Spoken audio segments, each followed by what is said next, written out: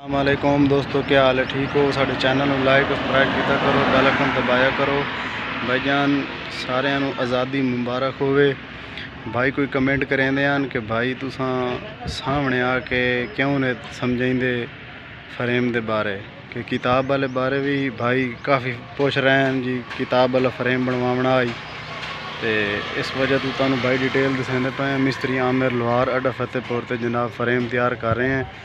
ये चेक करो जनाब, ये फ्रेम बनया खला है जी, बड़ा बेहतरीन है जनाब।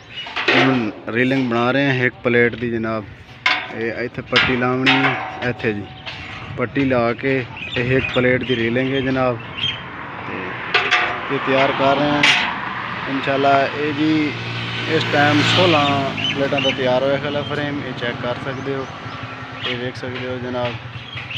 ये देखो ये जनाब, ये चीज़ लाइए ये ताकि वर्किंग शक्ल सही देंदी है। अगर पिछे फ्रेम नहीं होंदा प्लेटों का नुकसान भी नहीं होंदा। और जेडे साढ़े जट भरा हैं उन्होंने वास्ते सहूलत भी है। बहुत बेहतरीन खूबसूरत काम है ये। भाईजान वेले मुंडे और वीडियो बनाइंदे वो भी तो इस तरीके दसेंदे भाई ये वाला सा पौधा गढ़िया है, ये इंज होया है, ये इंज होया है। असा भी तो वही समझा रहे हैं क्या वेख लो है फ्रेम है, इस चीज़ की ये शायद इत्थे लगनी है, इस चीज़ की ये शायद इत्थे लगनी है।